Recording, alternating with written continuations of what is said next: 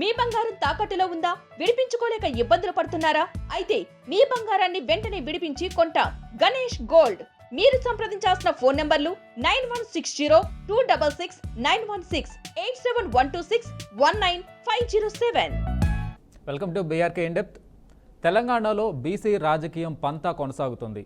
అయితే తెలంగాణలో బీసీలు గెలుస్తారా ఓడతారా అన్నది తెలంగాణ బీసీ ప్రజల్లో మెదులుతున్న ప్రశ్న. తెలంగాణలో బీసీ రాజకీయాలు గత కొన్నేళ్లుగా ప్రధాన రాజకీయ చర్చగా మారాయి. దేశవ్యాప్తంగా బీసీలకు రాజకీయ ప్రాధాన్యం పెరుగుతున్న నేపథ్యంలో తెలంగాణలో ఈ వర్గానికి ఆత్మవిశ్వాసం పెరిగింది. రాజకీయంగా చైతన్యం రావడంతో ఇప్పుడు వారు కేవలం ఓటర్లుగా మాత్రమే కాకుండా నేతలుగా ఎదగాలని కోరుకుంటున్నారు. అయితే బీసీలు రాజకీయంగా తమ హక్కులను సంపాదించుకుంటున్న గెలుపు విషయంలో మాత్రం అనేక సవాళ్లను ఎదుర్కొంటున్నారు. బీసీలకు రాజకీయ పార్టీల నుంచి సముచిత ప్రాతినిధ్యం లభించడంలో కొంత వెనకంజ పడుతుంది. ముఖ్యంగా గడిచిన ఎన్నికల్లో టికెట్లు పంపిణీ సమయంలో బీసీ వర్గానికి తక్కువ స్థానం దక్కిందని విమర్శలు వెల్లువెత్తాయి. మరి తెలంగాణలో రాబోయే స్థానిక సంస్థల ఎన్నికల్లో బీసీల ఆత్మగౌరవం గెలుస్తుందా ఓడుతుందా అనేది చూడాలి.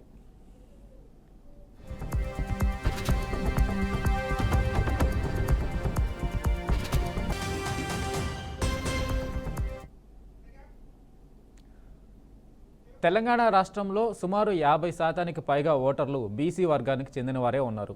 ఇది ఒక పెద్ద ఓటు బ్యాంకు అయినా వారు ఏకమై ఓటేస్తే గెలిచే అవకాశాలు ఎక్కువగా ఉంటాయి.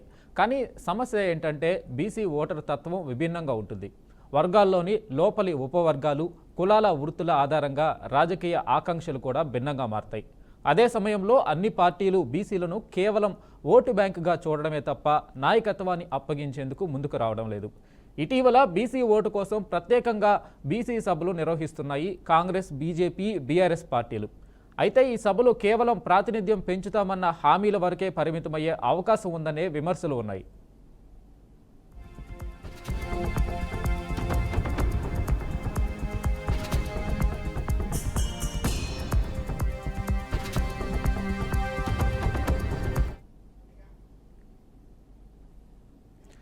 ఇటీవల బీసీ సముదాయాల్లో చైతన్యం పెరిగింది. వారు తమ సమస్యల పరిష్కారానికి సముచిత ప్రాతినిధ్యం కోసం ఉద్యమాలు చేస్తున్నారు.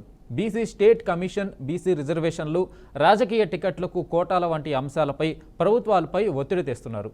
ముఖ్యంగా బీసీ నేతలు పలువురు బీసీలకు సముచిత స్థానాలు దక్కేలా రాజకీయంగా మేల్కొల్పే ప్రయత్నాలు చేస్తున్నారు.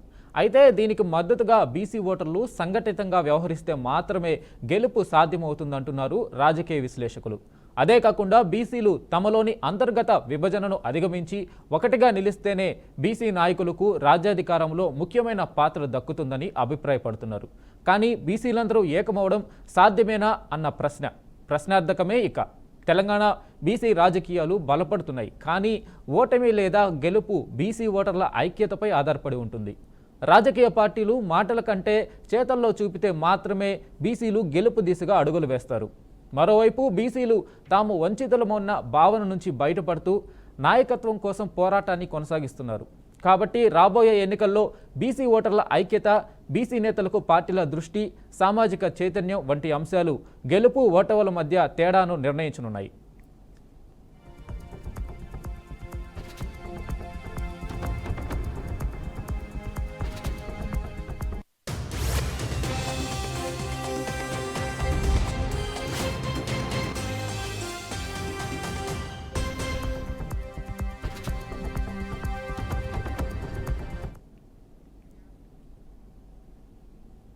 సీఎం రేవంత్ రెడ్డి కూడా బీసీల ప్రాధాన్యతను పునరుద్ఘాటిస్తూ సంచలన వ్యాఖ్యలు చేశారు. బీసీలను కేవలం ఓటర్లుగా చూసే రోజులు పోయాయి, వారు నాయకులుగా ఎదగాలి అని పేర్కొన్నారు.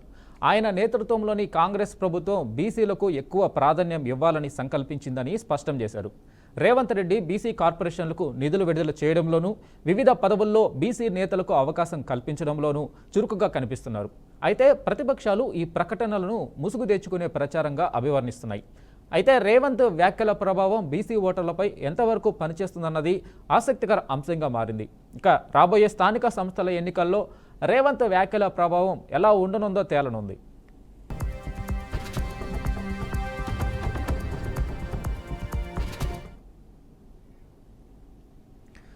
తెలంగాణలో బీసీలకు రాజకీయంగా గౌరవం కల్పించాలన్న సంకల్పం మాటలకే పరిమితం కాకుండా కార్యరూపం దాల్చాలన్నదే ప్రజల్లో విస్తరిస్తున్న అభిప్రాయం. ముఖ్యంగా సీఎం రేవంత్ రెడ్డి ఈ నియామకాలలో బీసీ నేతలకు ప్రాధాన్యత ఇచ్చినట్టు చెబుతున్నా నిజంగా తగిన స్థాయిలో అధికారంలో వాటా వచ్చిందా అన్న సందేహాలు మిగిలేలా ఉన్నాయి.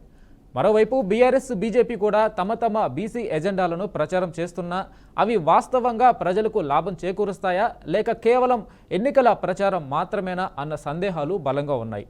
ఇక ఈ నేపథ్యంలో బీసీ ఓటర్లు మళ్లీ తమ అసలు శక్తిని గుర్తుంచుకొని ఐక్యతగా ముందుకు వస్తారా లేక గతంలో లాగా విభజనలో చిక్కుకుంటారా అన్నది రాబోయే ఎన్నికల్లో స్పష్టం కానుంది.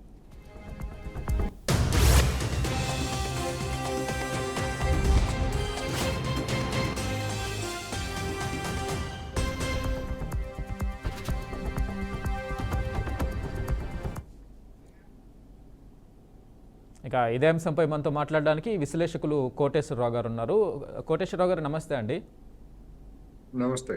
సో తెలంగాణలో బీసీ రాజకీయం, బీసీ మాటలు ఏ పార్టీలో చూసినా బీసీ నేతల్ని ఆకట్టుకునే ప్రసంగాలు, ఆకట్టుకునే సభలు, ఆకట్టుకునే స్టేట్మెంట్ల ద్వారా తెలంగాణ రాజకీయం ముందుకు వెళ్తుంది. దీని ద్వారా బీసీలకి ఎంతవరకు మేలు జరిగే అవకాశం ఉంది?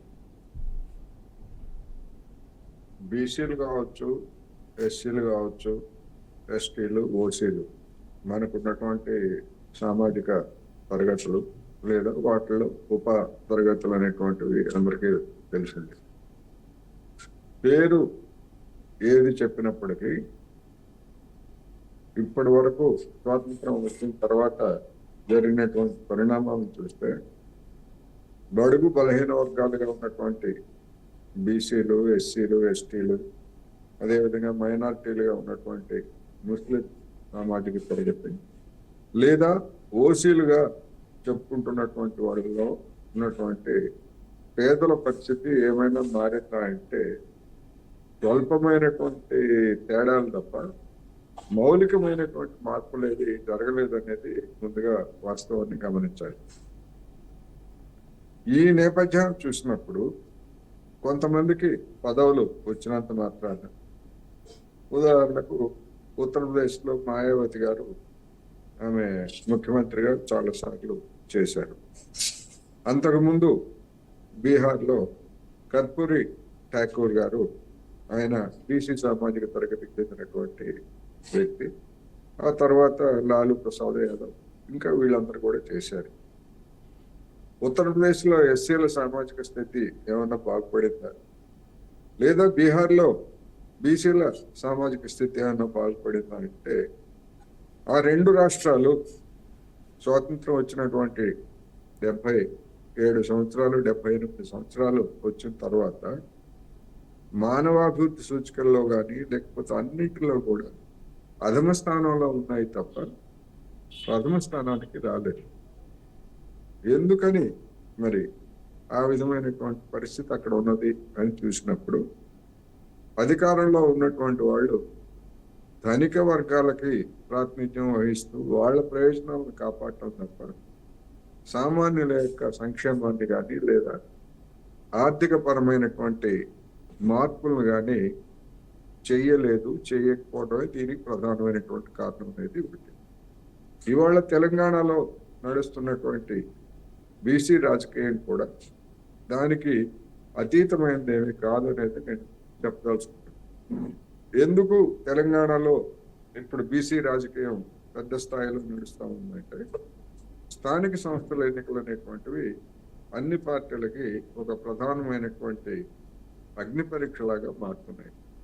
ఈ అగ్ని పరీక్షల ముందుకు వస్తున్నటువంటి ఈ ఎన్నికల్లో లబ్ధి పొందేందుకు అన్ని పార్టీలు, అధికారంలో ఉన్నటువంటి కాంగ్రెస్, ప్రతిపక్షాలుగా ఉన్నటువంటి బీఆర్ఎస్, బీజేపీ కూడా తమ వంతు రాజకీయాలు చేస్తున్నాయి, తమ వంతు ప్రయత్నాలు చేస్తున్నాయి అనేది మనం గమనించాలి. అంతే తప్ప ఏదో ఈ రిజర్వేషన్స్తోనో లేకపోతే కొన్ని కార్పొరేషన్లు ఏర్పాటు చేయడంతోనో లేదా కొంత బడ్జెట్ కేటాయించామని చెప్పి చెప్పడంతోనో వీళ్ళ బతుకుల్లో, వీళ్ళు అంటే కష్టజీవులు, వాళ్ళు ఎవరైనా సరే వాళ్ళ బతుకుల్లో ఏ విధమైనటువంటి మౌలిక మార్పులు వచ్చేటువంటి అవకాశం లేదనేది నాకు. అయితే తెలంగాణ ముఖ్యమంత్రి రేవంత్ రెడ్డి మాట్లాడుతూ బీసీలకు సంబంధించి మేము చాలా చేస్తున్నాం, బీసీ కార్పొరేషన్లకి అధిక నిధులు మంజూరు చేస్తున్నాము, వారికి ఏదైతే పదవుల్లో కీలక బాధ్యతలు అప్పజెప్పే ప్రయత్నం చేస్తున్నాము అని చెప్పేసి రేవంత్ రెడ్డి మాట్లాడడం జరిగింది. అదేవిధంగా బీఆర్ఎస్ కూడా దానికి బీసీలకు సపోర్టుగా కూడా వాళ్ళు మాట్లాడడం జరుగుతూ ఉంది. సో ఆయన రేవంత్ రెడ్డి బీసీలకు సంబంధించి మాట్లాడిన మాటలకు సంబంధించి ఈ కార్పొరేషన్కి నిధులు ఇవ్వడము, వారికి అధికారంలో సముచిత స్థానం కల్పించడము, రేవంత్ వ్యాఖ్యల్ని ఎలా చూడాలి? కాంగ్రెస్ పాలనలో అయినా బీజేపీ పాలనలో అయినా, అంటే కేంద్రంలో లేదా ఇతర రాష్ట్రాల్లో, బీఆర్ఎస్ పాలనలో అయినా, తెలుగుదేశం పాలనలో అయినా కానీ అనేక మంది బీసీలు మంత్రి పదవుల్ని అధిష్ఠించారు. అనేక మంది ఎమ్మెల్యేలుగా, ఎంపీలుగా లేదా జిల్లా పరిషత్ చైర్పర్సన్స్గా, చైర్మన్లుగా ఎన్నికయ్యారు. ఏం మారింది అనేటువంటిది బీసీలు ఆత్మపరిశోధన చేసుకోవాలి. ఏం మారిందో మారింది అని చెప్తున్నటువంటి నాయకులు ఒక సాధికారికమైనటువంటి వివరణ ఇవ్వాల్సి ఉంటుంది. రేవంత్ రెడ్డి గారు కావచ్చు, లేకపోతే కేటీఆర్ లేదా కేసీఆర్, లేదా కొత్తగా బీసీ నినాదాన్ని అందుకున్నటువంటి కవిత గారు కానీ, లేదా బీజేపీ నాయకుడు రామచంద్రరావు గారు, ఎవరైనా సరే ఏం మార్పు చేశారు మౌలికంగా? స్వాతంత్రం వచ్చిన నాటికి ఇప్పటికి వచ్చినటువంటి మౌలికమైనటువంటి మార్పులు ఏంటి? మరి ప్రజాప్రతినిధులుగా ఎన్నికయ్యారు తప్ప ఆ ఎన్నికైనటువంటి వాళ్ళు ఎవరు? వాళ్ళల్లో కూడా ఎక్కడో ఒకరో అరా కొంతమంది పేదలుగా ఉన్నటువంటి వాళ్ళు ప్రతినిధులుగా ఎన్నికయ్యారు తప్ప ఎస్సీల్లో కావచ్చు, ఎస్టీల్లో కావచ్చు, లేదా బీసీల్లో కావచ్చు, ఓసీల్లో కావచ్చు, ఎవరు ప్రజాప్రతినిధులు అంటే 180% మంది ధనికులుగా ఉన్నటువంటి వాళ్ళే. ధనికులుగా ఉన్నటువంటి వాళ్ళకి బీసీ, ఓసీ, ఎస్సీ అటువంటి తారతమ్యాలు ఏమి ఉండవు. వాళ్ళ ప్రయోజనాలు తప్ప. తీయండి ఎంతమంది పేదలు ఉన్నారో, లేకపోతే ఎంతమంది ధనికులు ఉన్నారో వివరాలు తీయండి. వాళ్ళు సమర్పించినటువంటి అఫిడవిట్లే ఉన్నాయి కదా. అందుకని ఇది ఆ సామాజిక తరగతుల పేరుతో రాజకీయం, ఓట్లు దండుకునేటువంటి వ్యవహారం తప్ప మరొకటి కాదు. సార్, నిజంగా ఏదైతే రాజకీయ నాయకులు మాట్లాడుతున్నట్టు, రాజకీయ పార్టీలు మాట్లాడుతున్నట్టు కొత్తగా బీసీ ఏదైతే వాళ్ళ స్వార్థం కోసం బీసీలకి ప్రాతినిధ్యం వహిస్తామని చెప్పుకుంటున్న కొత్త నేతలు పుట్టుకొస్తున్న నేతలు మాట్లాడుతున్నట్లు బీసీలు ఇవన్నీ ఆలోచిస్తున్నారు అని అంటారా? ఎందుకు అని అంటే ఏదైనా తెలంగాణ రాష్ట్రంలో తెలంగాణ ప్రజలు అనాలే కానీ బీసీ ప్రజలు, ఎస్సీ ప్రజలు, ఎస్టీ ప్రజలు అలా ఉండరు కదా. ఎవరైనా సరే అందరూ కలిసి అభివృద్ధి చెందాలి, దానికి సంబంధించి ఒక ముఖ్యమంత్రిని ఎన్నుకుంటారు. కేవలం బీసీ నాయకుడిని, బీసీ కార్పొరేటర్నో, బీసీ ముఖ్యమంత్రినో ఎన్నుకోవడం వల్ల ఈ పరిస్థితులు మారుతాయి అంటారు. నిజంగా ఇలాంటివి బీసీలో ఉండే సామాన్య ప్రజలు ఆలోచిస్తారా అసలు? ఇప్పుడు ఎవరైనా రిజర్వేషన్లు వచ్చాయనుకోండి, స్థానిక సంస్థల రిజర్వేషన్లో బీసీ, ఎస్సీ, ఎస్టీ ఈ కోటాలు ఉన్నాయి. మిగిలినటువంటి వాళ్ళు ఓట్లు వేయకుండా వాళ్ళు కేవలం ఆ కులాలకు లేకపోతే సామాజిక తరగతులకు పరిమితం కాదు కదా. ఆయా తరగతులకు చెందినటువంటి వాళ్ళకి ప్రాతినిధ్యం ఇవ్వడానికి, ఎందుకంటే విస్మరించబడుతున్నటువంటి వాళ్ళు కనుక కనీసం రిజర్వేషన్ ద్వారా అయినా వాళ్ళకి కంపల్సరీగా ఆ పార్టీలు నిలబడతాయి. లేకపోయేట్లయితే ఆ రిజర్వేషన్లు లేనప్పుడు ఏ పార్టీ అయినా, గతంలో అధికారంలో ఉన్నటువంటి పార్టీలు ఎవరైనా కానీ ఎంతమంది బీసీలని లేదా ఎస్సీలు, ఎస్టీల విషయానికి వస్తే వాళ్ళకి కేటాయించినటువంటి రిజర్వ్డ్ స్థానాల్లో కాకుండా జనరల్ స్థానాల్లో ఎంతమంది ఎస్సీలని లేదా ఎస్టీలని ఆయా పార్టీలు నిలబెట్టే చెప్పమనండి. ఒక్క ఉదాహరణ, ఒక్కొక్క జిల్లాలో ఎక్కడన్నా ఒక ఉదాహరణ చూపించమనండి ఇప్పటి వరకు జరిగిన ఎన్నికల్లో. ఎందుకంటే మన సామాజిక వ్యవస్థలో ఉన్నటువంటి ఒక బలహీనత, వాళ్ళ యొక్క ఆర్థికంగా వాళ్ళు బలంగా లేకపోవడం తప్ప మరొకటి కాదు.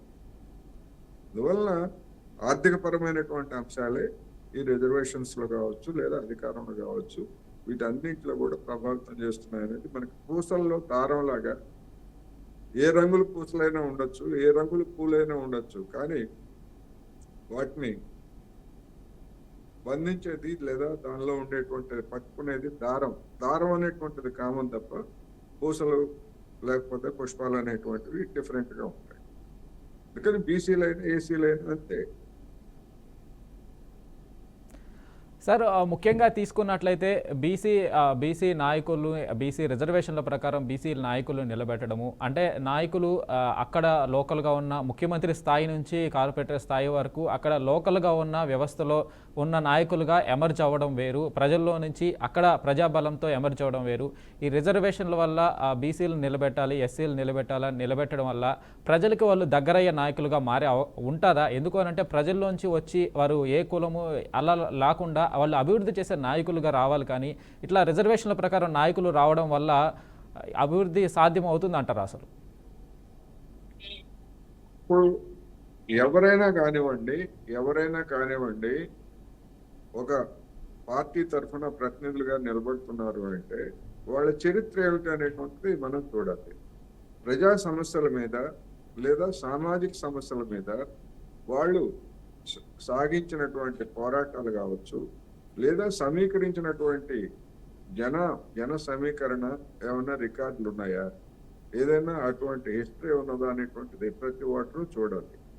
ఆ విధంగా చూసినప్పుడు ఇటీవల కాలంలో రాజకీయాల్లోకి వచ్చినటువంటి వాళ్ళందరూ కూడా ఎవరైనా కానివ్వండి, సామాజిక తరగతి ఎవరైనా నాకు నిమిత్తం లేదు, ఎవరైనా కానివ్వండి, అటువంటి నేపథ్యం కలిగినటువంటి వాళ్ళు ఎంతమంది ఉన్నారు?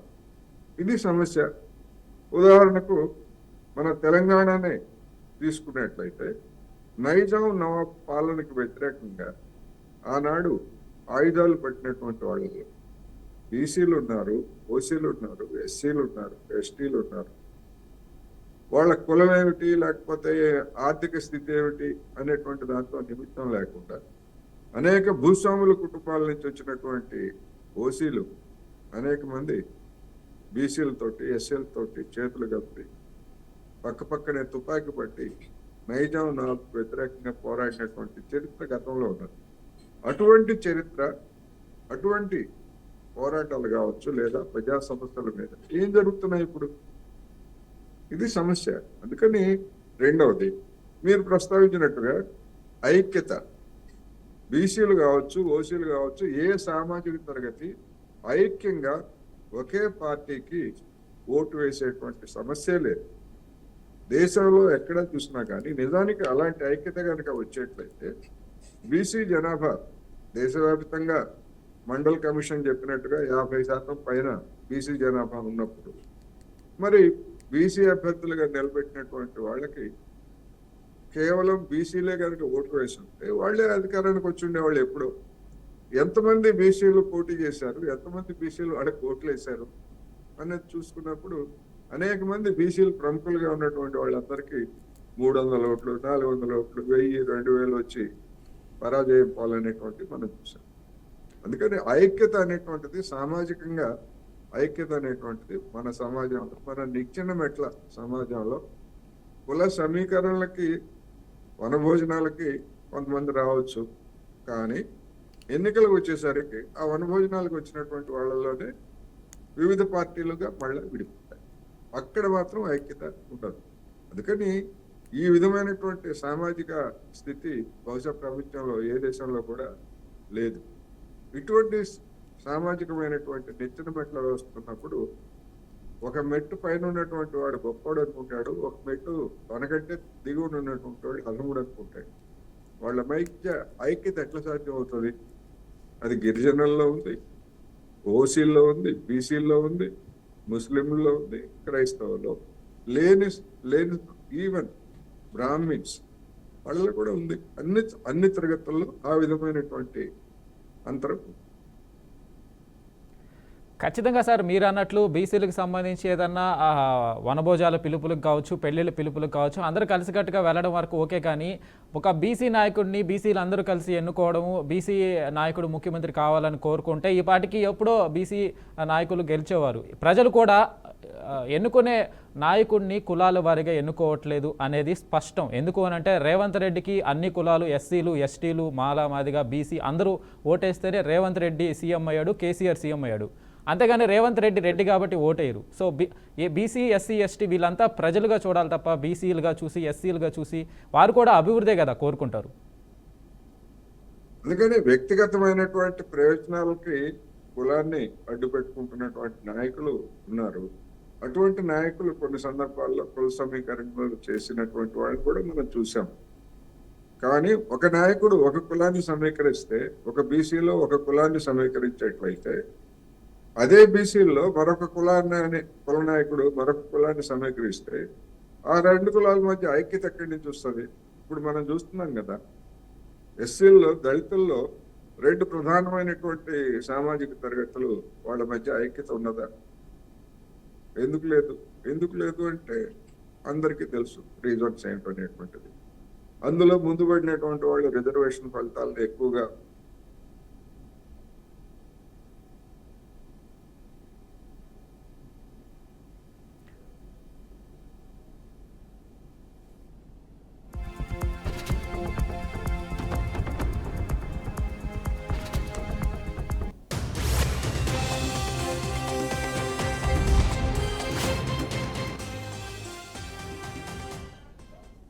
సార్ చెప్పండి కోటేశ్వరరావు గారు.